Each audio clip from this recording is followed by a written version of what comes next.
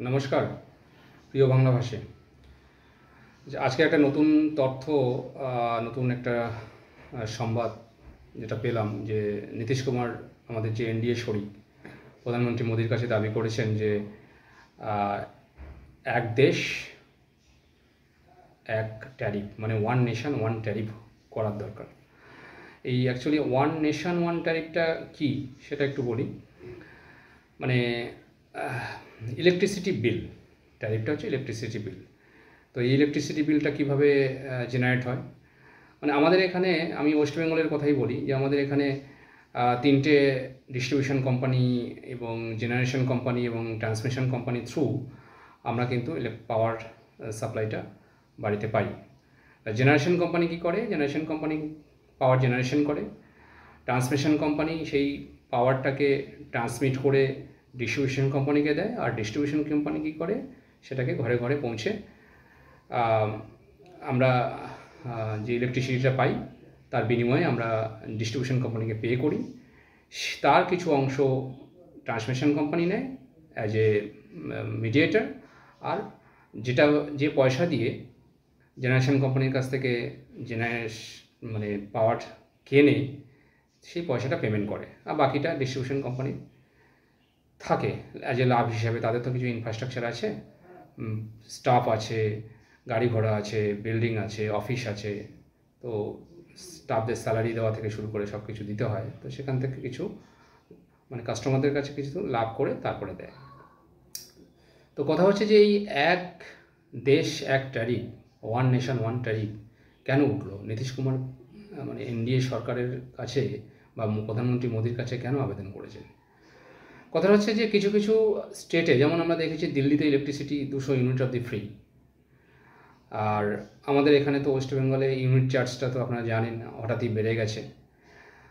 কিছু কিছু স্টেটে কম, কিছু কিছু স্টেটে ফ্রি, কিছু কিছু স্টেটে অনেক বেশি। তো এটাকে যাতে ইউনিফর্ম করা যায়, মানে অনেক ক্ষেত্রে কী হয়, দেখা যায় যে পাওয়ার জেনারেশন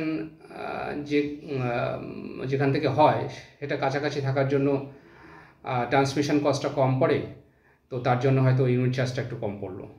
অনেক ক্ষেত্রে দেখা যায়, অনেক স্টেটে দেখা যায় যে পাওয়ার জেনারেশনের যে জায়গাটা, সেই জায়গাটা অনেক দূরে থাকে, ট্রান্সমিশন করতে অনেক কস্ট লাগে, তো সেক্ষেত্রে ডিস্ট্রিবিউশন যে করে তারও অনেক কস্ট বেশি পড়ে, সেক্ষেত্রে ইলেকট্রিসিটির ইউনিট চার্জটা অনেক বেশি হয়। তো সেটাকে মানে যেহেতু আমরা একই দেশে বিভিন্ন ধরনের ট্যারিফ দিই, সেই ট্যারিফটাকে ইউনিফর্ম করার জন্য নীতিশ কুমার মোদী সরকারের কাছে দাবি করেছেন। তো আশা করছি হয়তো বা এটা হতেই পারে, কারণ আমরা এর আগেও তো দাবি করছি যে ওয়ান নেশন ওয়ান ইলেকশন, তো সেটা যদি সম্ভব হতে পারে বা সম্ভব করা যায়, তো এটাও সম্ভব করা যায়। তো এই মুহূর্তে প্রধানমন্ত্রী মোদি উনি ইতালিতে আছেন, মানে G7 সম্মেলনে। আচ্ছা, এই G7 সম্মেলনটা যেটা হচ্ছে, G7 বলতে কি বোঝায়? G7 বলতে বোঝায় গ্রুপ অফ সেভেন, মানে 7টা দেশ আছে যারা গণতন্ত্রকে বিশ্বাস করে। এই 7টা দেশের নাম হচ্ছে Canada, France, Germany, Italy, Japan, UK and USA।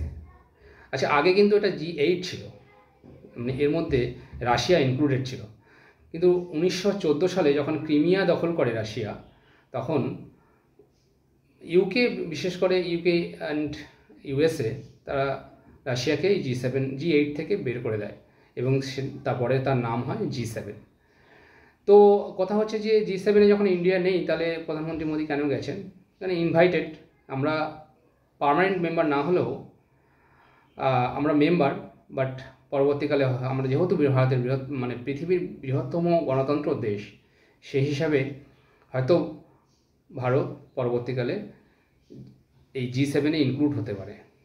এবং যেহেতু নতুন ভাবে দেশকে ইনক্লুড করা যায় এই সংগঠনের প্রধান কাজটা হচ্ছে শিল্পোন্নত গণতন্ত্রের একটি আনুষ্ঠানিক ব্লক, যেটি বিশ্বের আন্তর্জাতিক শাসন, আন্তর্জাতিক নিরাপত্তা এবং সম্প্রতি AI সহ অধিকাংশ বিষয়ে আলোচনা করার জন্য বার্ষিক বৈঠক।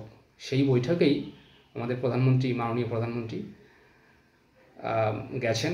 আশা করছি 3 দিনের সফর খুব ভালো কাটবেন এবং আমরা অদূর ভবিষ্যতে এই G7 অন্তর্ভুক্ত হতে পারবো। হয়তো G8, G9, D10 হতে পারে, আরও অনেক দেশ সেখানে অন্তর্ভুক্ত হতে পারে। আমরা সেই আশা নিয়ে থাকছি। নমস্কার।